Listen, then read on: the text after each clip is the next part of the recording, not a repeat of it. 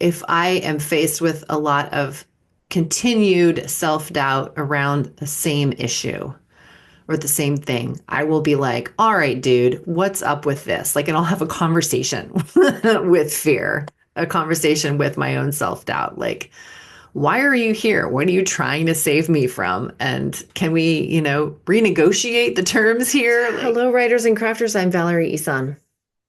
And I'm Eric Mertz. And this is episode 173 of the podcast. It is December 11th, 2024, as we record this.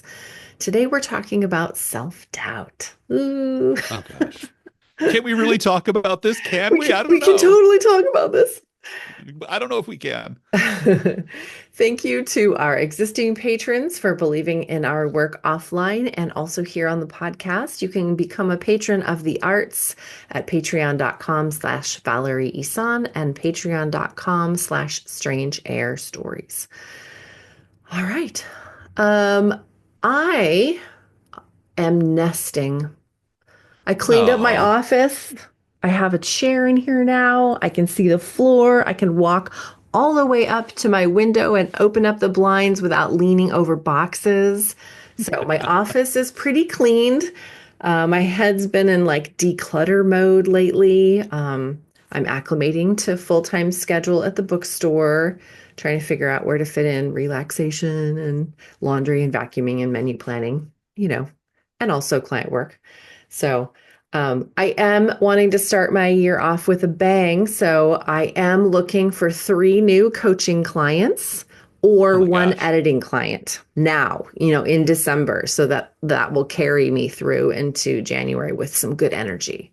There's So I'm a just lot of putting that out there NaNoWriMo to writers the out there. Oh yeah. A lot Yeah, of I'm just people, putting a that lot of out to the people finished a universe. book. Yeah, a lot of people finished a book 3 weeks ago or 2 weeks ago. So Yeah, so if you want some go there. other eyes, yeah. Go there. Go to Val. That's funny because in my Zoom window, you're on top. Yeah. Really? You're Yeah. Oh, I guess that makes sense. Yeah, yeah, yeah. So, depending on what We're you doing psych need, eggs on the radio, people. We're doing psych eggs on the radio. It's what's up with your world? What's your update? this is the lovely time of year when my clients just decide that they all yeah. I er. This is the lovely time of year when all of my clients decide either like they go one of two directions, like, hey, it's mid-December, let's just chill until next year, it'll be fine. I mean, they go into that mode, or they go into, oh my gosh, it's the middle of December and I want to, put my foot down on the accelerator. So I'm, on the client side of my life, I'm just like, I've got two people who are in a rush that have disappeared for a while. I've got two or three people that were kind of laid back that are now putting pressure on. So it's just, kind of like I said Recalibrating. earlier, I'm a reindeer on ice skates. Like it's just sometimes, I've got 2 feet on the ground that work and two hooves on the ground that don't. Um, it's an adventure. But as the author, like I'm finishing up some things. I'm making kind of a publication plan for next year. I've, committed about a month more time to envisioning 2025 than I did for envisioning 2024. Hmm. Um, that wasn't a reactionary thing. That was just I feel like now's the time. So I've got kind of, yeah, I've got a plan. I've got a vision for what my table looks like when people come to see me at an author signing, and I've got a vision of what the table looks like. I've got a vision of what it feels like to find me to discover me. Mm-hmm. That's not something I've ever had before. Hmm. Um, so yeah, I think like enhancing discoverability has been kind of my uh I don't want to call it a mantra, but like I just think that's kind of Your intention, maybe, or I think, yeah, I think so. There's self-doubt, people. we'll get to that later. We'll get to that later. So yeah, I think we still need to be discovered. And I think that like still need to be discovered by my audience, and I'm trying to think about what they want. Okay, cool. What are you Yeah. reading? I'm reading two books. I'm reading The Genius Zone, Hmm. which was recommended to us by Gay Hendricks. It's it's pretty good. I mean, it's I haven't had the aha moment with it yet. Um, but it's The good. Genius Zone? I thought it Um, was The Big Leap. Or well, is The that Big another Leap book? is that's his first book. Okay. Um, the Genius Zone just so happened to be on the shelf at the Oregon City Library, Okay. and so I grabbed it. Okay. And then I'm also reading a book called Termouche, which is an old Swedish sci-fi horror book. Um, so here's what happened. I went to the Oregon City Library and I took a bunch of books that were not on their in their catalog, and I just made a list of all these books that I'd been reading reviews of.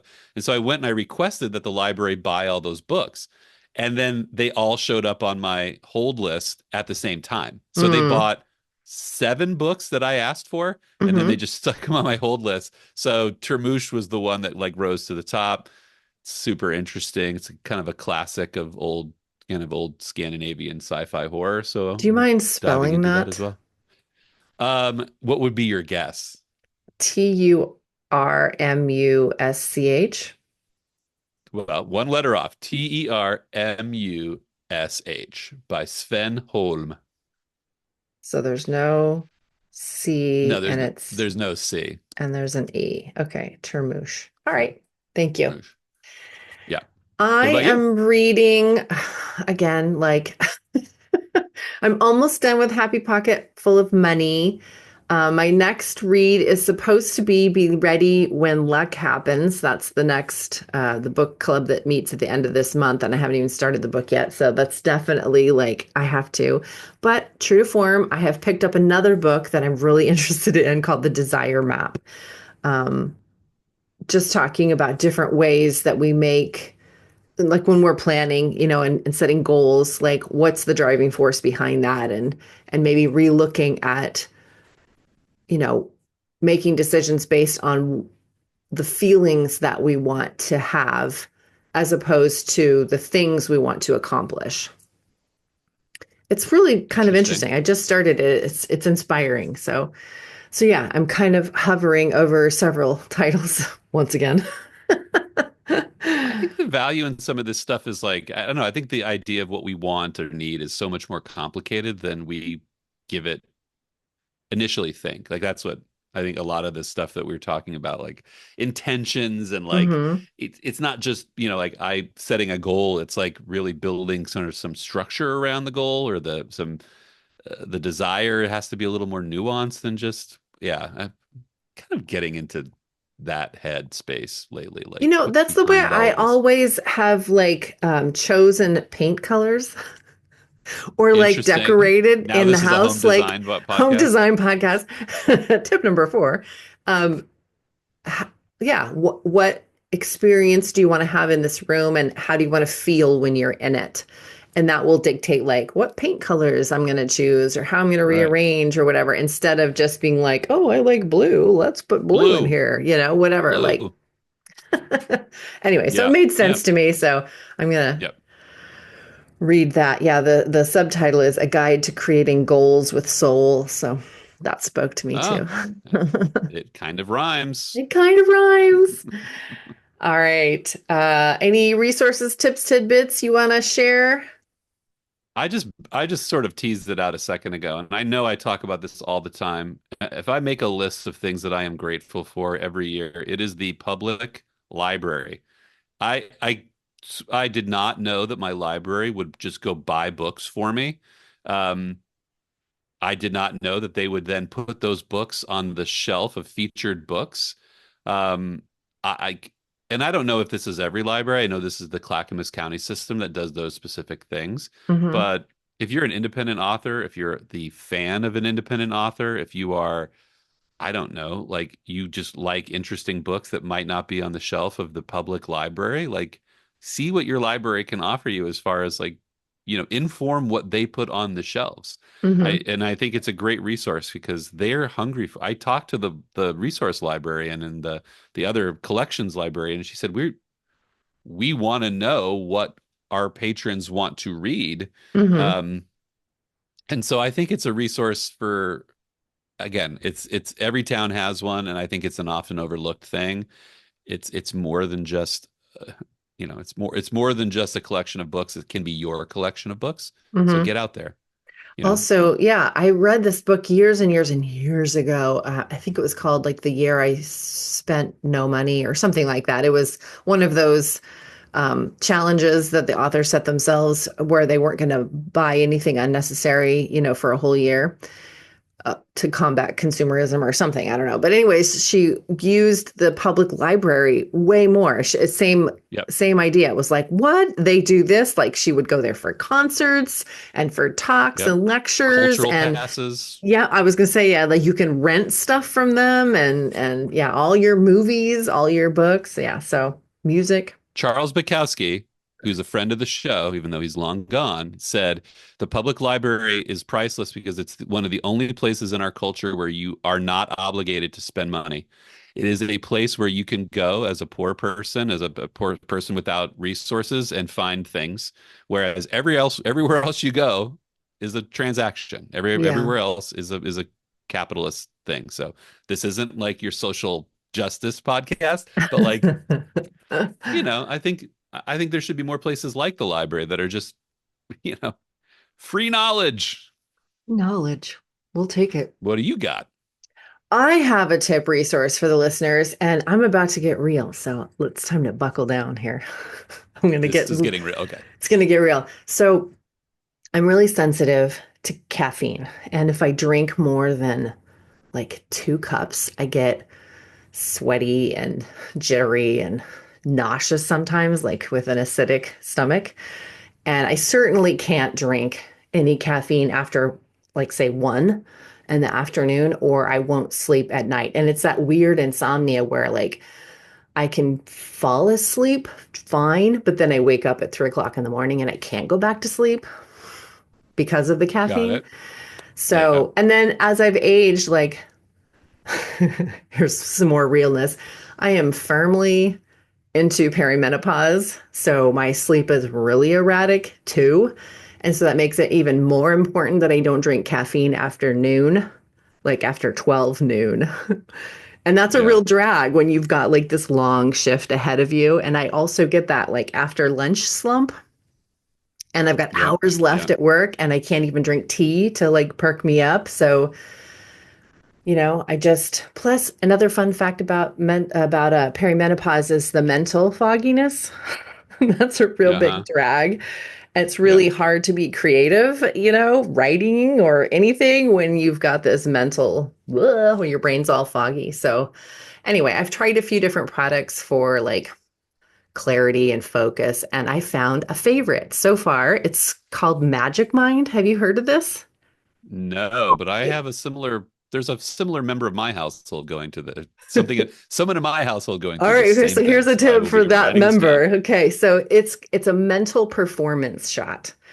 And it's got a blend of like 13 different plants and mushrooms and adaptogens and vitamins and whatever. And it supports physical and mental like endurance, sustains your energy, and it's good for like cognitive health and memory and stuff. And also helps with stress too. And it tastes Okay. good. So I'm like, bonus. So, but here's the really cool part. You like drink it with your morning coffee because in Okay. there's green tea and there's matcha in it too. And so the L-theanine in the matcha it extends like the absorption of the caffeine that you're drinking Okay. in your morning coffee, and so it like makes the effect of the caffeine last longer, so you don't have to drink as many cups of coffee, which is key for me. Right. And So probably less of a spike in caffeine too. It like right, yeah, and gradually it draws and the it out. Yeah. L-theanine is calming. Like my vet even told me I could make green tea and pour it over my dog's food to help them with anxiety. So anyway, that's really I've been taking it for a week now, and it really does extend the energy and the focus all day long. It's pretty Love it. mind-blowing. So if you want to try it out, I do have a discount code for you. It's 20% off like a one-time purchase, or they do have a subscription service, which I'm going to sign up for. And the code's good for like almost 50% off. Wow, that's a up to or deal. whatever. So it's magicmind.com/Valerie20 and use the code Valerie20 if you want to check it out. So I'll put the link in the show notes. But yeah, that's my tip. Magic Mind. I'm blown away. It's pretty awesome. Got it. Got it. Love it. It may end up in a stocking here. All right, let's talk about self-doubt. Whew. So I was not joking earlier when I said I don't know if I can talk about this, and because it's a hard topic. it is It's a a hard topic and it's pretty universal. I mean, there's a lot of us that struggle with this. Even if you're a confident person and you feel worthy and all of that, like there's still self-doubt that comes up. And for lots of different reasons. So, I wanted to talk about like what do you do when it shows up? But and slash all of that, what do you do like if it takes up residence? Like that's different. If self-doubt's poking its head out, you can do something about that maybe. And then the technique for getting rid of something that has like permanently moved in, it mhm. might be a little different. So I wanted to talk A about, squatter. It's a yeah, a squatter in your room. squatter. So yeah, that's kind of Oh, what and I have some ideas and things that work for me sometimes, not all the time. And so I just wanted to bring it up. Do you have anything like off the top of your head that you want to make sure that we yeah, I talk think it's about or important to realize that there. For me, I have to be very aware that there are sometimes I'm pitching right now. I'm pitching the Alaska Writers Guild on a keynote speech, and part of it is like embracing, mistakes and self-doubt. Like you're accepting that these things are real and accepting that the most accomplished people that step in front of you experience it. But those accomplished people find a way to maneuver around it or through it. That's the difference, And it was just really interesting because I was talking to Brooke, who from the mm-hmm, Alaska Writers Guild, and I'm like, here I am confidently talking about my experiences with self-doubt, and I was like, mm-hmm, there are moments when it's like, as you sort of work with this, like it really can, it's an odd, presents odd contradictions, it really vexes you because it's like it's not a resident. It's like a long-term visitor, mm-hmm. if you do it right. Or a short-term visitor if you do it right. So yeah, I always feel like my grasp of it always presents me with a contradiction that I just have to accept. I can confidently talk about my own self-doubt, which is weird. So so Ugh. techniques for battling it though. Well, let's talk about where we encounter it, right? Let's talk about it first. Like how does it manifest for you? Like how does it, you know, small and large, how does it manifest for you? Through the years of being alive, I have discovered that Through the years of through my being years of being alive. alive, I'm Yeah. confidently telling you about my experience with self-doubt here. I love it. I I love it. have experience with this. So it seems to me that for me, it shows up most when I am overwhelmed with um, with tasks. Like I feel like things are moving too fast around me, and I haven't had time to ground, center, process emotions. And so it automatically like triggers into self-doubt. Like I don't know what I'm talking about. I don't know what I'm doing. Nobody's going to listen to me. Like I don't who am I? Like all of this stuff. And self like imposter syndrome is kind of part of this self-doubt. It's not the same thing, but like they're cousins, I think. You know what I mean? Like Mm-hmm. it's there's a tinge of both in there. And and so that's where it shows up for me most often. Got And it. Got it. and the other time it shows up is when I am not prepared Mm. mentally and physically for something. And so that kind of, it's almost the same thing, really. Like if I haven't taken time to process and figure things out. And for me, that means like sitting quietly by myself with no interruptions and just having the privilege of being able to have no noise around me for a chunk of time so that I can really get in there and start figuring things out. And then I can talk myself out of the self-doubt, but we'll get to that in the next stage. So that's where it shows up for me when I'm overwhelmed with like the world is moving too fast around me and I haven't had time to ground and know what I feel about something. Hmm. Interesting. Where does it show Interesting. up for you? It shows up. I am confident when I'm willing to stick my neck out and do things I've never done before. Um, like it shows up for me when I do routine things often. Often shows Mhm. up when I do routine. Like I've been working on a certain project for God, it's over a year now. It's like this long-term project, and it's great. I have a grasp of it. But every time I do anything with it, I get this riddled with self-doubt. Whenever I sit down and meet with the client, which I do on a fairly regular basis, whenever I interview somebody with over the project, it's like are that's when it's weird. It's like I'm so familiar with it. I know, like I have people come to me asking questions about it.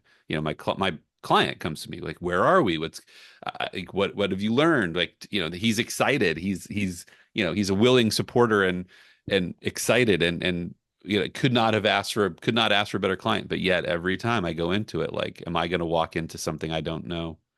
So when it comes to meeting new people, like new clients, I have no self-doubt whatsoever, right? I feel like when someone comes to my site and they ask for a 30-minute consultation to talk about their project, I feel like know how to have that conversation. I don't even, it's the most routine and easy, confident conversation that I have in any part of my business, anything I do. But when you had when you're talking to someone that you've had that relationship with, that's when the self-doubt comes in. How is it different?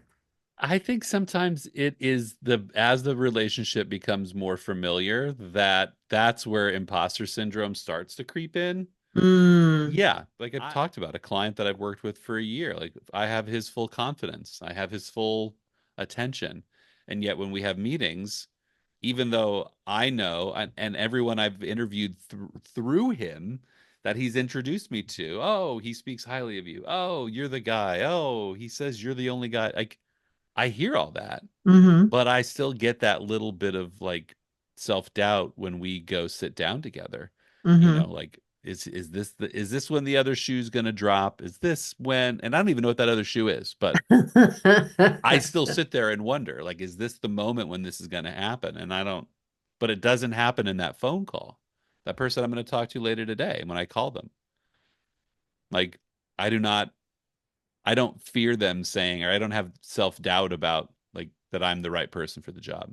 It's when I get the job that I have a little bit of self-doubt, more self-doubt. I read Elizabeth Gilbert's Big Magic. Have you read that? No. Heard of it for sure. So one of the things I really liked about that book, it talks about allowing fear in the car with her, but she Right. wouldn't allow fear to drive the car. So she had this concept that, fear's going to be with you, self-doubt's going to be with you. It's just a matter of like what you're going to do with it and how you're going to get past it. And, we'll share some more tips and resources about how to do that too. But for her, it was just acknowledging that fear and self-doubt, I mean, you can use it as a tool, right? It Right. just lets Right. you Yeah. know that there's something that you feel uncomfortable with about this situation. And is it an unmet need, like in the business relationship, or is something askew, or whatever it is, whatever is causing that self-doubt to rise? Is it a limiting belief that you need to, clear up? Whatever it is, like it's going to show up. So acknowledging that fear and self-doubt will be there, letting it stay there, but not letting it drive you anywhere. And I really liked that analogy. And I kind of use that in my life, not so much the car analogy, but just the kind of treating it like a real person. So if I am faced with a lot of continued self doubt around the same issue or the same thing, I will be like, all right, dude, what's up with this? Like, and I'll have a conversation with fear, a conversation with my own self doubt. Like, why are you here? What are you trying to save me from? And can we, renegotiate the terms here? Like, make this usable, user friendly, like it's not working for Right. me anymore. So let's redefine our relationship terms here.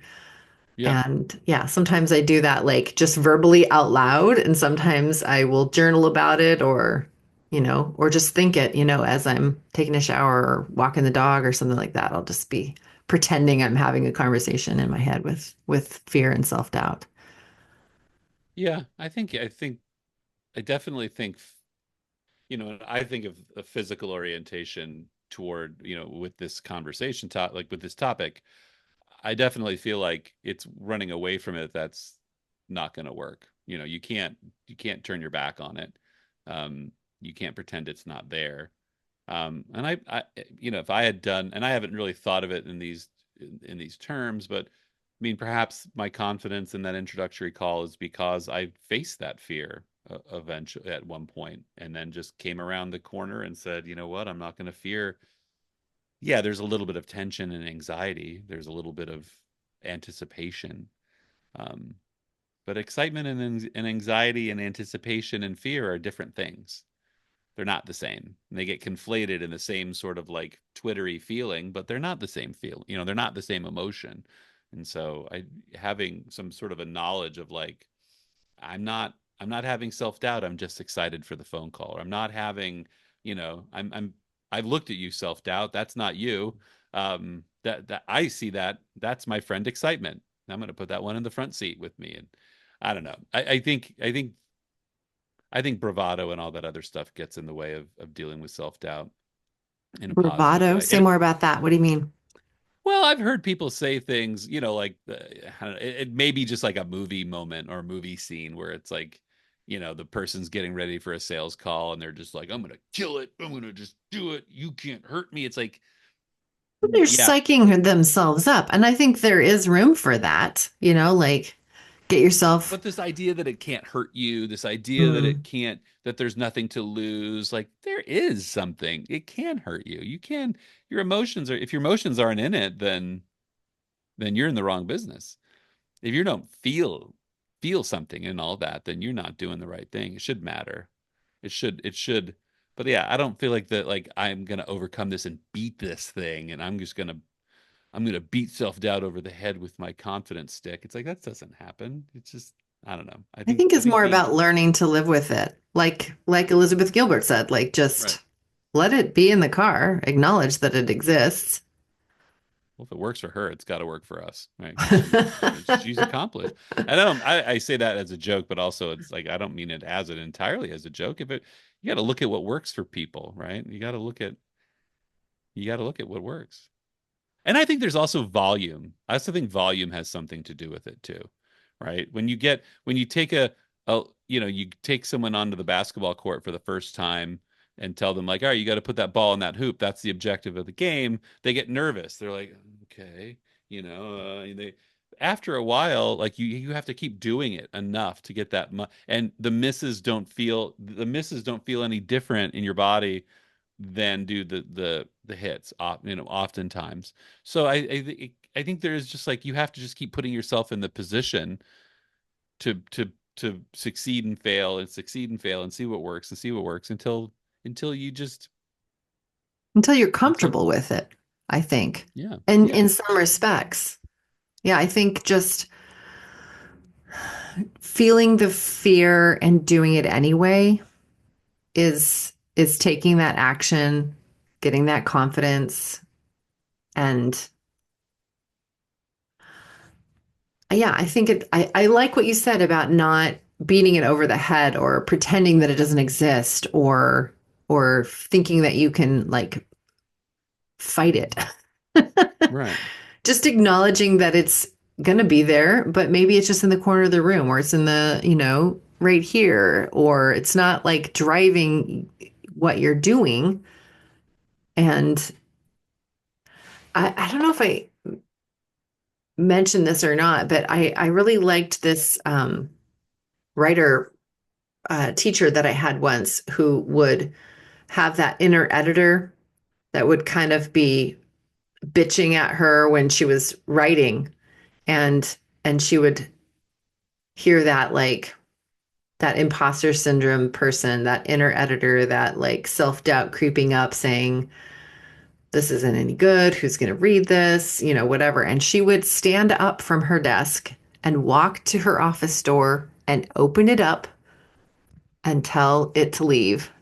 Okay, thanks for showing up. Well, I don't need you right now. You can come back later, but right now I need you to not be in here.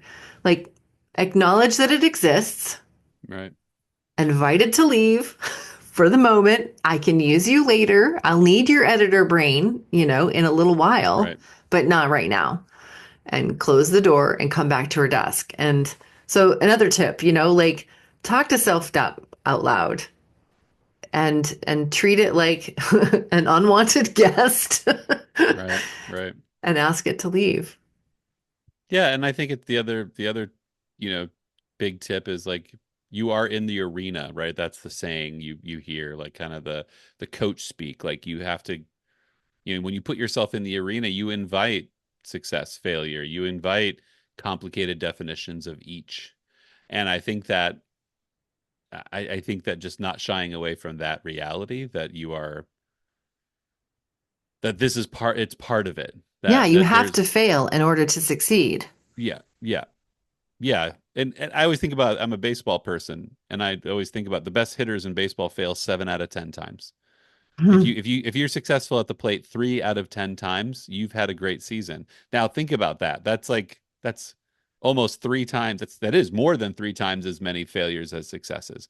And it's context, right? You wouldn't know that until you got into the rhythm of it, right? The first time you go up to the plate and you strike out, it's like I failed at this. I'm no good at it. But it's not. Context is way bigger than any one moment. I think that's what part of it is for me. Is that it is learned from sport. Like context is more like this is never like there are going to be huge important moments. There are jobs that you really want. There are manuscripts you really want to nail. There are moments that are inherently more you know that there's more on the line, but I'm a big proponent for reframing because I recognized as a teenager, I recognized that there was a lot of negative self-talk that happens in my brain. And and one way of, like it was hard to stop that, but I would just change it as it was happening. I could hear it coming and then I could reframe it as I was speaking it out loud or, in my brain. So when failing is scary for me, because of all the what will people say and what if there's rejection and blah blah blah, all of the things that we worry about as writers and creative people and business owners. But I like thinking of I like reframing it to experiments. I'm just going to right, experiment with this. And then, like, when the failure inevitably happens because of the numbers, it is just a numbers game, then I can reframe it to, oh, well, I experimented with this and this didn't work. So I'm going to experiment with this and see if this works, and experiment with this and see if this works. And then eventually you're going to find the thing that works for you, which then is labeled success. right, So, and also fear. And we keep talking about fear and self doubt kind of like interchangeably here at this point, but because I think it's kind of the same thing. Fear is that false evidence appearing real. So if you have a belief structure that is eliciting fear and self doubt in your world and limiting your actions, then you can ask yourself some questions like, so what is What is the likelihood of your fear actually happening? What evidence is there that this has happened to other people or even to yourself? Like, is this really a real thing to worry about? Because sometimes it's really not, and you can just stop it right there. Like, oh, Right. this is not even real. Why am I worrying about Right. this? Right. There are Or, no shark attacks here on land. right. Yeah, yeah, yeah. Like just yesterday, my dog woke me up super early in the morning, and it wasn't light outside, and so I went to take him outside, and while I was waiting for him to pee, like I heard something in the bushes. We live on a butte, and there's all these like trees and blackberries and whatever. And so there was some animal that was up there going through the brush, and it was a big animal, and it was moving really slow. Now, I know probably that was a deer because of this, the sound of the size and but also my brain went stealth attack. It's a cougar. And I hightailed it back in It's the a house. cougar. False evidence appearing real. This was not a Right. cheetah. Right. Right. I'm in Right. Springfield, Oregon, in the city limits. This is not going to be a mountain lion. So probably it was a deer. I didn't have to run away. But, In the movie of your life though that I'm filming, there was just a moment where like you say it could not have been a cougar, and then cut to a scene like down your street, and there's just a cougar walking down the street. Like so, uh, yeah, I get it. Like there are no sharks on this hilltop, so why am I worried about sharks? Like right. there has to be a reasonable context for your fear. And And also, then when the fear comes, can you reframe it? Like, is right. this like you were talking about? Um, I don't know if if we were recording when you said this, but you were talking about flying and how you Oh were yeah. kind of afraid of flying, but also it was that anticipation of like Right. going on this trip. And so, Yep. is this really fear? Is this anticipation? What is the fear trying to tell me? Do I need some kind of training? Like just kind of Right. analyze the fear at some point and reframe it. Those are Yeah, my I think tips. yeah, yeah, yeah. I think, and also some like note like identification too before, Hmm. like you were just hinting at. And I don't know if we talked about that while with record, but yeah, I definitely for a long time conflated those any of those twittery stomach turning emotions as the same thing, and it's like there is a big difference. Anticipation and fear are sort of they They know feel each the other. same sometimes, don't they? Yeah, they've probably like partied together. They know they've been to each other's houses. They know what's up, but they're not the same thing. So you can't treat them the same way. And that's where you get into trouble, I think. It's like, oh my gosh, I'm actually excited, but I'm going to treat it like fear. And then that causes the whatever you're fearing to, you might have feared. All right. Well, I think that is enough talk about self-doubt. Thank you very much. No. I hope it was I think we've useful, covered it. though, to Yeah. listeners. And Yeah. next week, we'll be talking about our end of the year review. So Oh stay boy. tuned for that. And if you want to use that code that I have for Magic Mind and try it out, you can use Valerie20 at checkout, and you can claim it at magicmind.com/Valerie20. And yeah, I'll see you next time. Bye for See you now. next time.